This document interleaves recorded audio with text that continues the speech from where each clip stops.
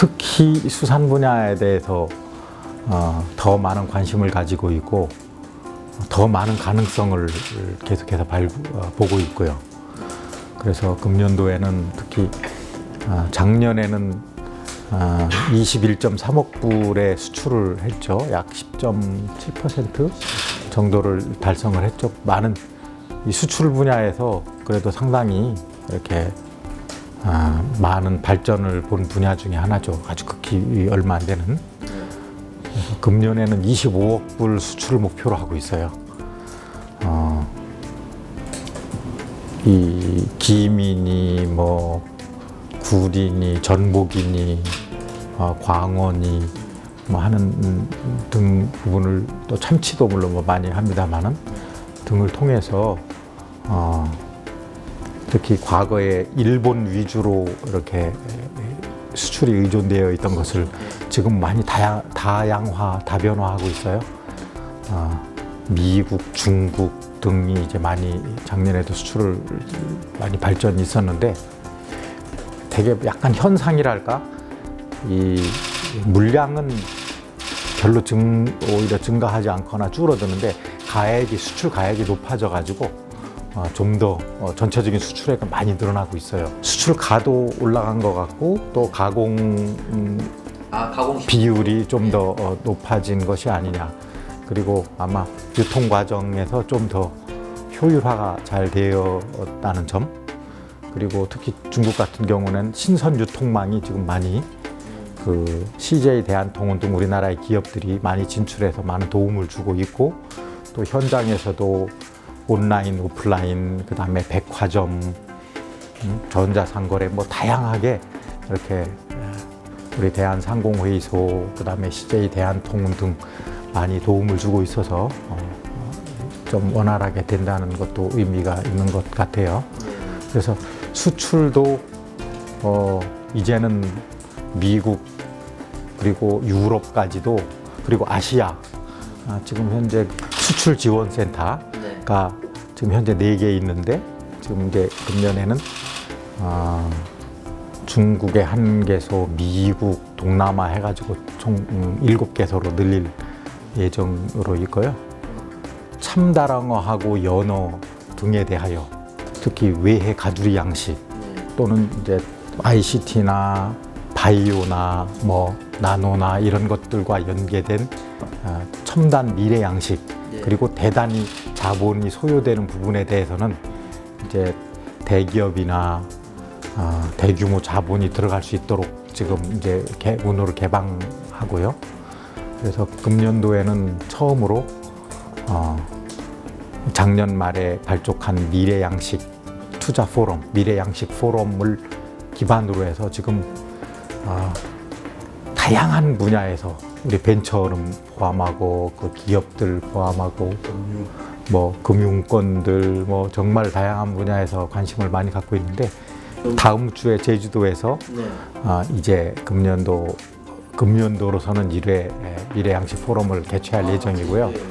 20만 톤이나 25만 톤의 대형 벌크선, 대형 선박을 활용을 해서 거기서 바다송어, 연어류죠.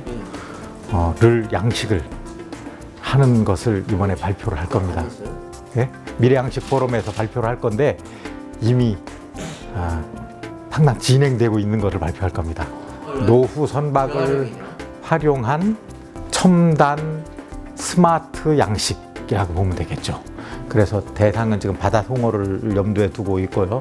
아마 전 세계적으로 그런 류를 제가 들어본 일은 별로 없는데 지금 마린 하베스트 같은 경우는 아무튼 리모트 컨트롤로 전부 ICT를 활용을 해서 완전 스마트 양식장이 구현이 되고 있지 않습니까? 우리는 아마 이러한 대형 선박을, 노후 선박을 재활용을 해서 스마트 양식장을 구현을 하려고 하는데 그 안에서 다양한 레저 관광도 이루어지고 또 양식이 연간 뭐 3,000톤을 출하를 할 목표로 지금 굉장히 시기가 빨라지고 있어요. 뭐 대개 18년에는 완전히 다 투자가 다 이루어져 가지고 입시까지 목표로 하고 있고 2019년에는 상업 생산이 이루어질 것 같아요. 그러니까 아무튼 이러한 미래 양식 포럼이나 이 첨단 양식이 현실화되고 있다. 그리고 아무튼 저는 첨단 양식에 모든 식량의 미래가 있다고 생각을 합니다. 작년에 연근의 어업이 처음으로 100만 톤이 안 되는 92만 3천 톤인가 좀 밖에 안 되는 생산량이 좀 많이 저감되는데 이 황해에서의 국내외 불법 어선들에 의한 자원 고갈 황폐화 그리고 또 이 NLL 부근에서 특히 북한 수역에서도 아예 그냥 상당히 남획이 이루어짐으로써 이 어류의 회유 자체를 막고 많이 이 바다 자원이 황폐화됐어요. 그리고 또 이 한일업 협상이 장기화됨에 따라서 사실은 우리 선망이나 대형 기저나 연승이나 해외에서 많이 생산을 많이 하는데 그것이 지금 8개월째 이렇게 지연되고 있는 그런 등등을 감안해서 연근의 생산량이 많이 줄어들었어요. 그러니까 불법업 문제, 특히 중국과 국내에서의 문제, 자원의 고갈, 남획, 그리고 일본 수역에서의 문제 이런 것들 때문에 작년에 좀 많이 어려움을 겪고 있고 이 수산 자원을 유지하고 관리하고 거기서 하는 거는 한계가 있을 수밖에 없습니다. 물론 더 수산 자원을 더 풍부하게 하고 보호하는 게 중요하지만 지금은 아무튼 나타나는 현상은 명태가 고갈되어 것처럼 지금은 오징어가 너무 가격이 올라가지고 전반적으로 이렇게 이 어획 자원이 이렇게 고갈되어 가는 상황에서 우리의 인류의 미래는 양식이라고 생각하고 그것이 연안에서의 가두리도 이제 자연재해에 매우 취약하잖아요. 옛날에는 적조 하나였는데 이제는 이 고수온 또는 요새는 또 냉수온 때문에 고통을 받아요. 요즘 서해안의 온도가 매우 심각해. 그래서 지금 피해가 나고 있어요. 해수면도 상승하고 해수 온도도 변하고 해류의 흐름이 바뀌면서 자원들이 좀 뒤죽박죽된 게 많아요.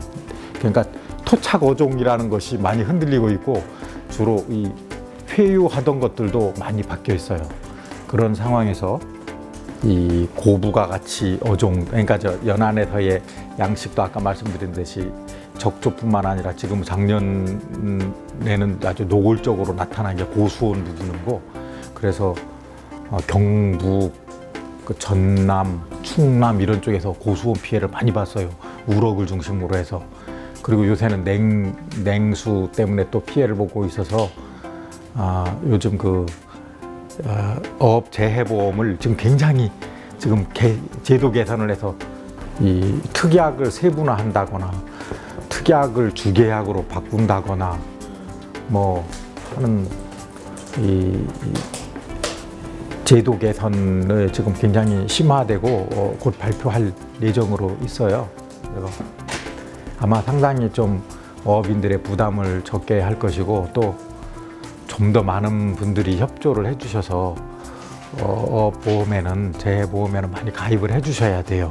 그러니까 지역별로 또는 어종별로 굉장히 폐류도 그렇고 많이들 가입을 해주셔야 우리 정부뿐만 아니라 본인들도 가능한 한 많은 보상을 받을 수 있고 또 어려움이 있다 하더라도 다시 활력을 찾을 수 있으니까 그건 많이 도와주셔야 될 것 같다는 생각이고 그러한 지금의 제가 작년에 남해안을 많이 가봤는데 이 양식의 기법도 너무 밀식이고 또 다양한 기법들이 좀 취약한 부분을 빨리빨리 이렇게 재해를 감내하기 쉽게 그리고 또 가능한 한 이동식 가두리를 활용을 하고 또 재해가 닥치면은 실제로 정부나 지자체가 좀 도움을 드릴 테니까 많이 이동을 해서 이렇게 가능한 한 피해가 최소화될 수 있도록 하는 것이 또 매우 중요해요.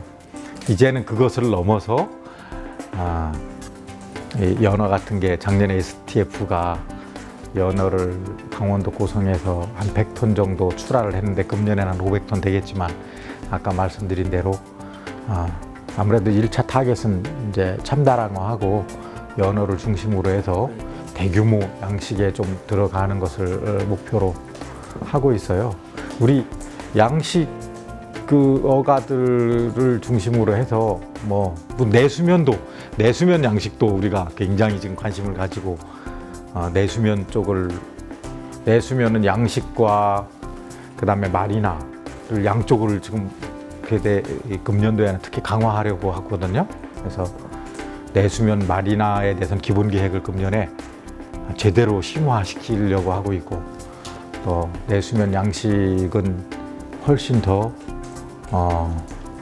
이렇게 위생과 좀 경영적 측면, 그리고 이 내수면 양식과 6차 산업이 연계되는, 아무튼 어업의 소득뿐만 아니라 아무튼 이 관광까지도 다 연계되는 그러한 산업으로 발전시키려고 해서 전 국가를 우리나라가 지금 내수면이 중국이나 이런 데 비하면 굉장히 취약해요.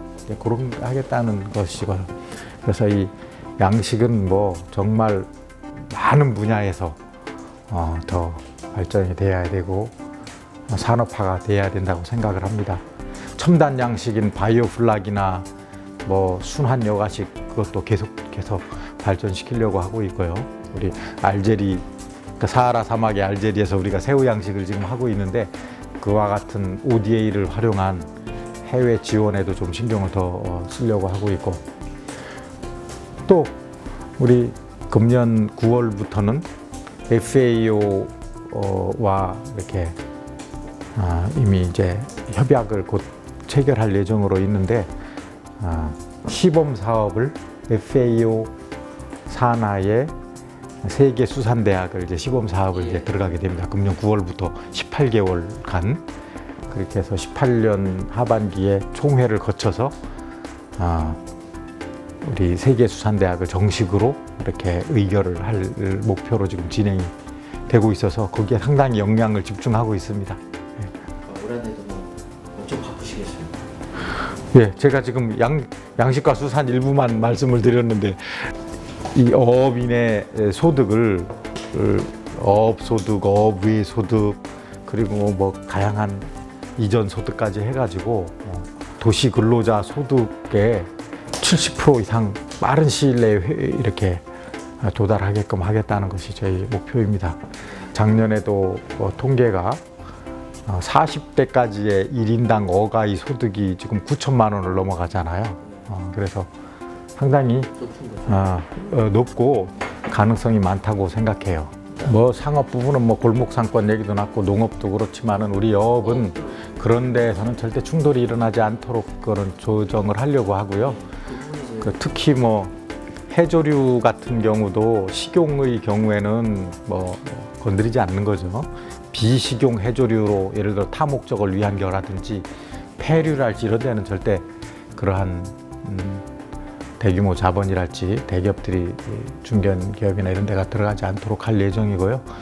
극히 예외적으로 대규모 자본과 고도의 기술이 접목이 돼서 들어가는 부분에 예외적으로 이렇게 할 예정이고요. 오히려 적극 육성하겠다는 게 미래 양식 포럼의 기본 방향이고, 그런 점에서 우리가 어떻게 보면은 지금 명태의 완전 양식, 그다음에 뱀장어, 참다랑어, 이제 올해는 이제 방어를 연구를 더 할 예정입니다만은, 이러한 이 뱀장어 완전 양식도 그것이 한 사이클을 돌렸다는 의미에서 완전 양식이지, 이 세계에서 두 번째입니다만은 상업적으로 하려면은 아직도 많은 연구가 필요해요. 그래서 거기에는 뭐 많은 플랑크톤을 포함한 먹이 생물 등 그런 문제들을 앞으로도 기술적으로 훨씬 더 심화시켜야 돼요. 그래서 완전 양식은 됐지만은 명태는 지금 뭐 본격적으로 이제 하고 있어서 내년에 100만 마리를 치어를 방류할 예정으로 지금 추진하고 있지만은, 기타 뭐 뱀장어를 할지 참다랑어를 할지나 이런 것들은 아직 참다란 거는 자본의 문제고 투자의 문제로 보여지고, 물론 아직도 더 먹이 부분에 대해서 계속 연구는 더 해야 되고요. 뱀장어는 이제 완전 양식 사이클을 돌렸다는 의미고, 연구를 앞으로 한 5년 이내에 상업적 생산을 목표로 계속 연구를 심화하겠다. 그리고 다양한 TF도 구성을 하고 산학연이 같이 해야 된다는 그런 말씀을 드립니다. 이 수산인들이 뭐 대규모 자본이나 이런 거로 인해서 피해를 보는 일은 없도록 최대한 배려를, 어떤 오해나 그런 게 있어서는 안 되고, 지금 우리 원양 어장이 많이 또 잃어가고 있잖아요. 북서 대서양 쪽도 그렇고, 지금 태평양 나우루 연방 쪽에, 그쪽에 태평양 군도 국가들이 지금 입어료를 뭐 상상을 초월하게 지금 요구하고 있고, 또 러시아는 또 베링해에서의 쿼타를 아주 극히 제한적으로만 허용을 하고 있는 이런 어려운 여건 하에서 우리 양식은 좀 더 거기 하고, 또 어업인들의 이해를 도우면서 기존의 이제 선망이랄지 뭐 이런 쪽 분들은 좀 여유 자금 있는 분들은 오히려 그분들도 이제 양식에 좀 관심을 가지고 투자하겠다는 분들을 많이 지금 보고 있어요. 그래서 이 외해 양식, 내수면 양식, 첨단 양식, 바이오플락을 통한 이런 것들에 계속해서 공격적으로 또 나아가야 될 것 같고, 그게 우리의 미래라고 생각을 합니다. 거기에다가 뭐 식품 기반의 이제 가공, 유통, 홍보, 마케팅 뭐 이런 것들을 전체 이렇게 지원을 많이 해서 미래 산업화, 수출 산업화를 아무튼 강하게 추진하고, 어업의 소득은 뭐 정말 아주 최대화하겠다 하는 게 목표입니다. 지난 1월 달에 한국 선박회사를 출범을 시켰어요. 그게 이제 산은, 수은 등 해가지고 1조 원의 이제 프로그램인데, 아마 금년 중에 뭐 한 8천억 정도 이렇게 해서 본격 가동을 하게 될 것 같아요. 8천억이라는 것은 8천억의 지원이 아마 들어가게 될 것 같다는 말씀이고요. 아마 현대상선 등 사들이 좀 도움을 얻을 것 같고, 현대상선은 이제 얼라이언스에서 같이 하는 정도의 수준이고, 다른 선사들도 기회는 다, 군소라고 하기에는 굉장히 우량 회사들이 많아요. 우리나라가 지금 180개 이상의 외항 상선 회사를 갖고 있잖아요. 재작년에 한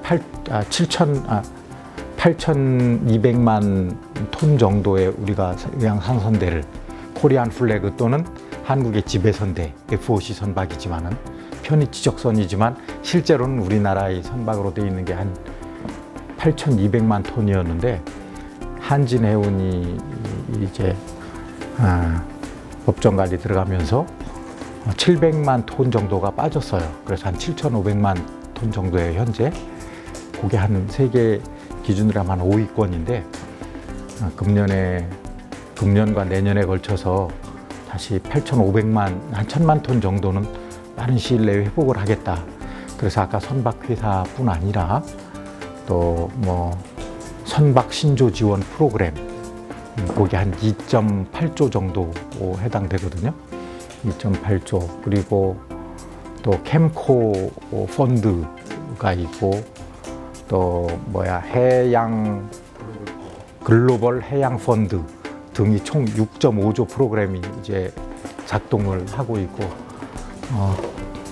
기재부나 금융위원회, 그리고 산업은행, 수출입은행 등 정책금융기관들이 굉장히 이렇게 진정성을 가지고 도와주고 있어요. 그래서 그거 가지고 거의 매주 우리 산업경제력 강화 회의할 때 조선 해운 등은 매주 이것을 논의를 하면서 계속